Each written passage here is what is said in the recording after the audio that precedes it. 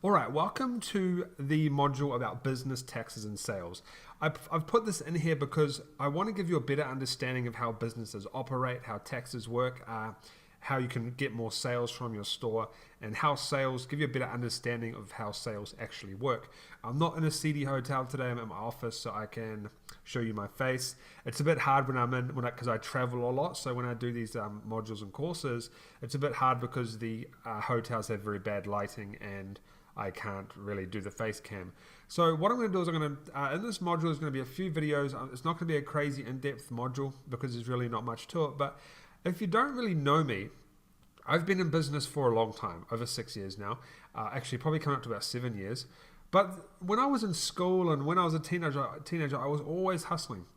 I was always selling things. I was always I always knew that if I could buy something for cheap and sell it for more, I would make a profit. So I've always been business orientated, business mind, and I have a lot of successful companies. So I currently have a successful e-com stores. I have a very, very successful affiliate blog that I make commissions from. That was my first break online, actually, is the affiliate blog. I have my own internet marketing blog that does very well as well.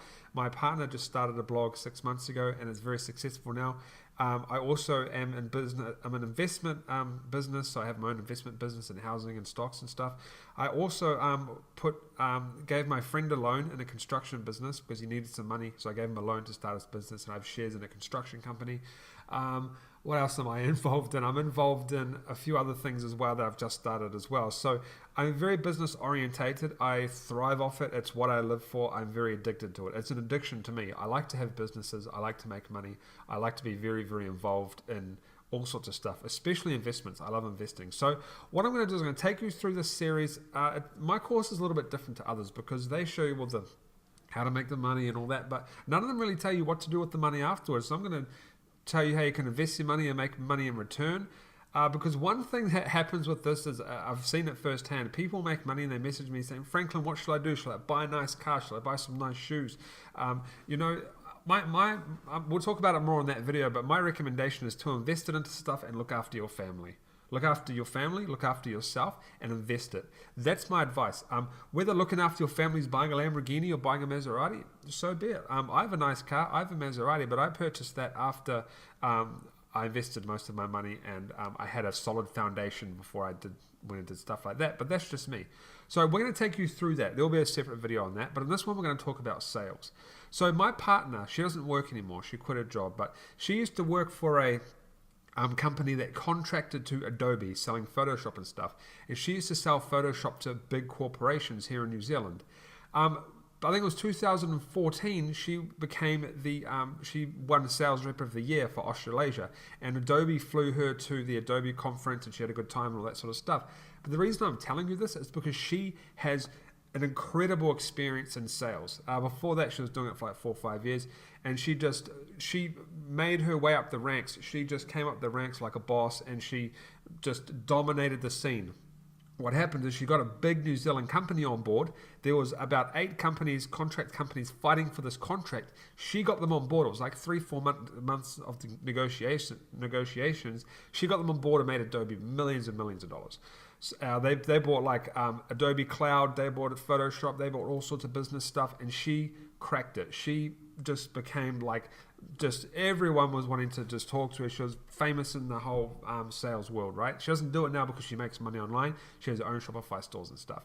But I just want to, it's a good story because I've taken her skills and experience and I use it on my own stores to boost our profits and stuff. She's very, very good at sales. I tried to get her on this video to actually do this video, but she doesn't really want to get on camera and she's busy with stuff anyway. But it would have been good to actually get her on. Maybe we'll get her on video at some stage and I'll upload it throughout the course. But I'm very lucky to have her and her experience because she's very good at sales. And I am so bad at sales, man.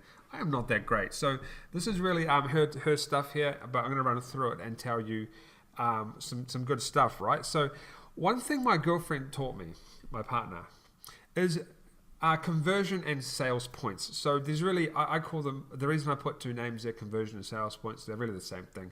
It's not a real thing. We just created it ourselves. Because I asked her, how do you sell these products? How do you sell Adobe?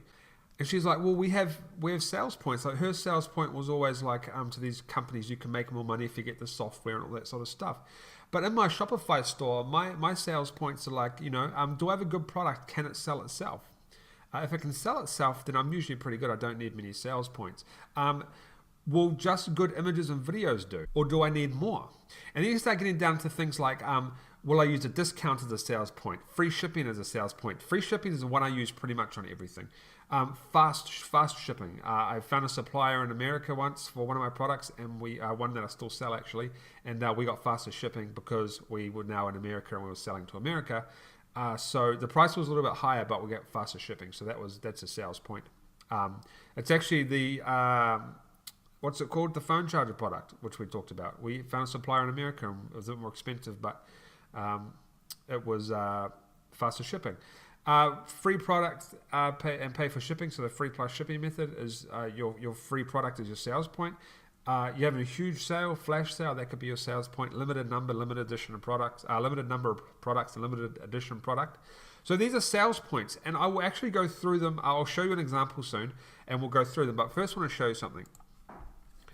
When you have a funnel, so you have your traffic that goes to your advert, and then the advert goes to your product page, they go to checkout page, to the cart and the checkout page, depending on how you have it set up.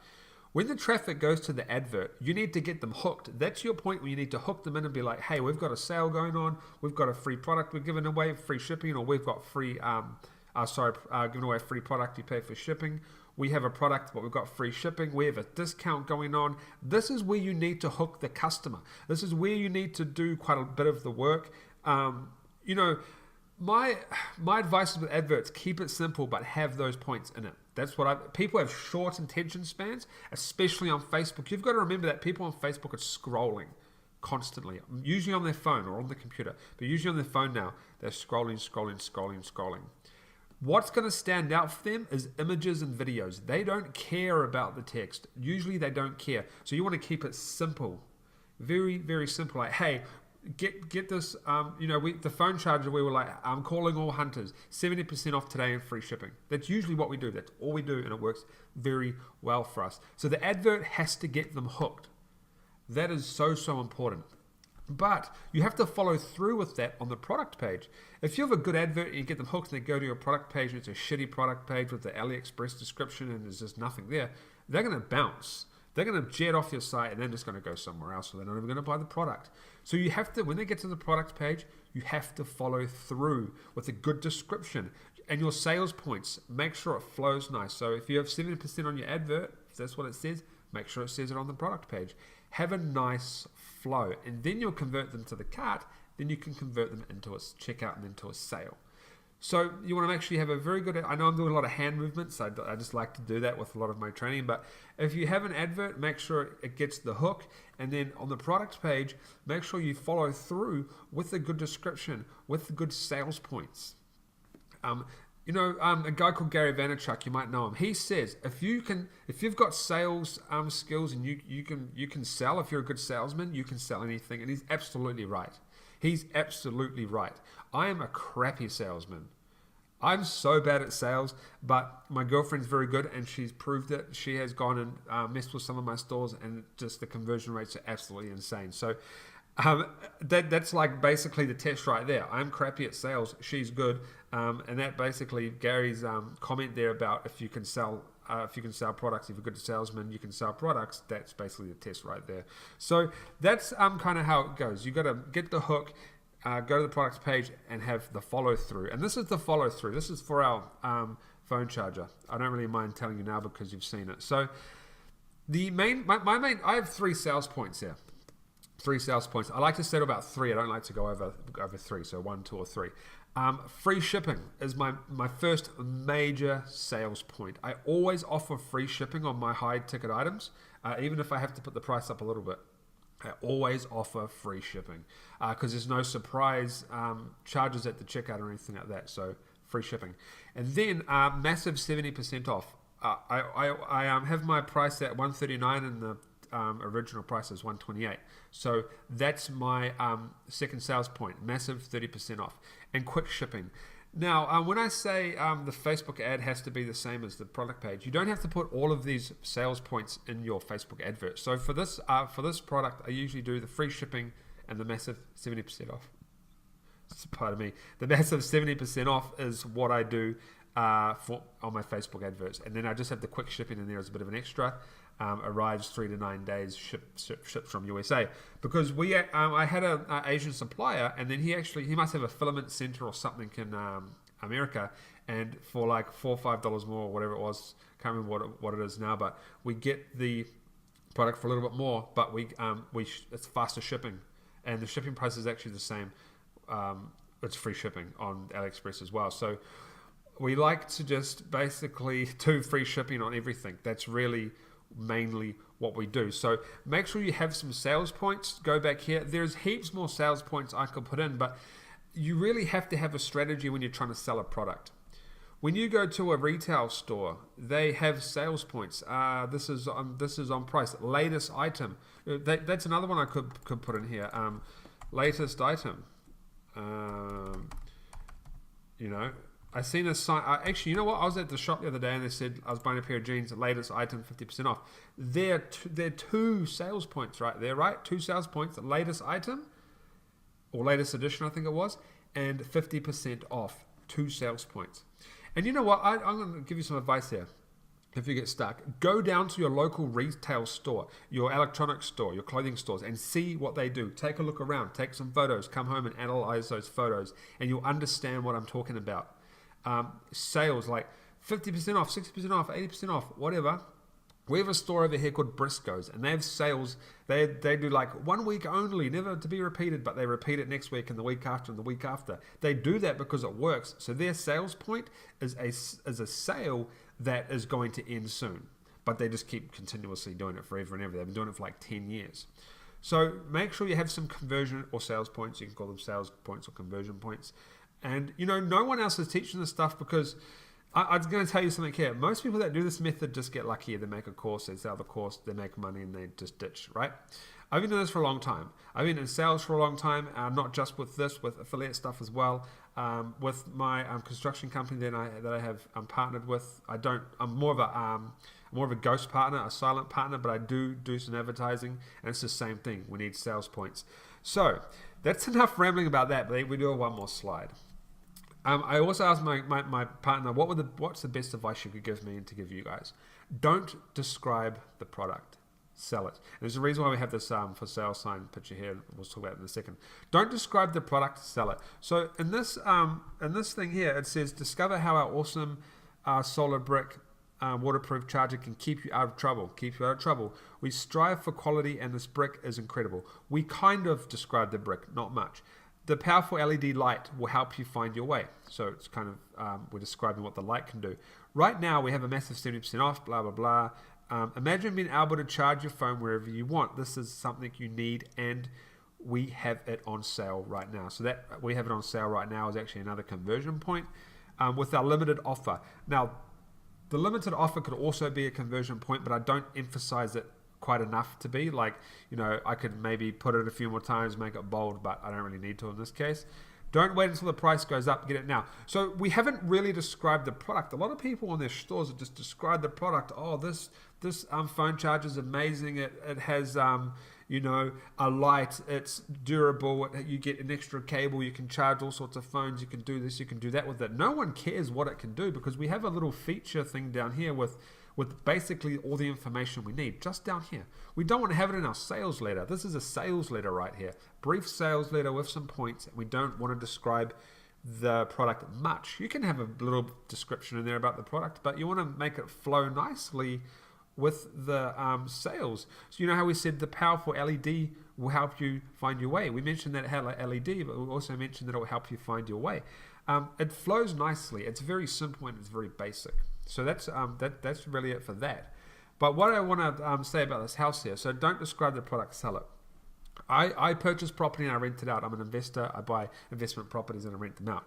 One thing I noticed about real estate agents, and it's very common, if you're into the housing market, or you've purchased your first house, you might have noticed this, or you have multiple houses, whatever. But Real estate agents will walk you through the house and they will describe the house, but they'll also be like, oh, some of the ones that I've noticed anyway will be like, this has got a nice laundry, nice big laundry for your family so you can do your laundry, or it's got a nice big lounge for the kids, it's got a big outdoor section for the kids and the dog, because it puts this thing in your head like, oh yeah, I could see myself living here, absolutely, or oh, I could see myself purchasing this property.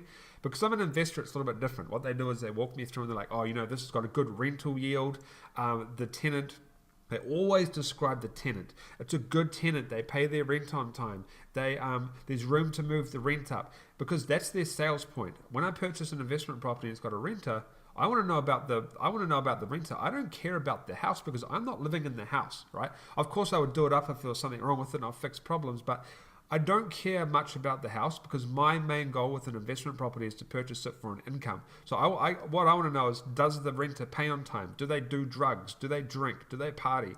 That's what I want to know. So they're describing those people to me, and they're not my product, but they are my income source for that property. So I hope that makes sense. I kind of went deep into it, a bit of an analogy there with the property, but it's a great example. I'm the type of person that when I go out in the real world and I look at property and I go to stores, I visualize things, I look around to see how I can improve my business off their tactics, and it works for me.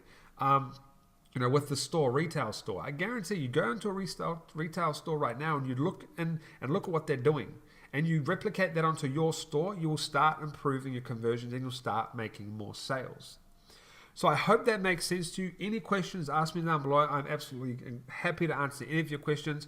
If you have a question, you're like, man, I don't know if this sounds silly or what, just answer it, man. Because that's how I got to where I am now, asking questions. If I saw someone that was succeeding, my father was into property marketing quite a bit. He's not anymore, he passed away. But I always used to ask questions. That's how I learned about property marketing. Get into the property market, and now I have an investment company investing in property. So ask questions below, and I'll see you in the next one.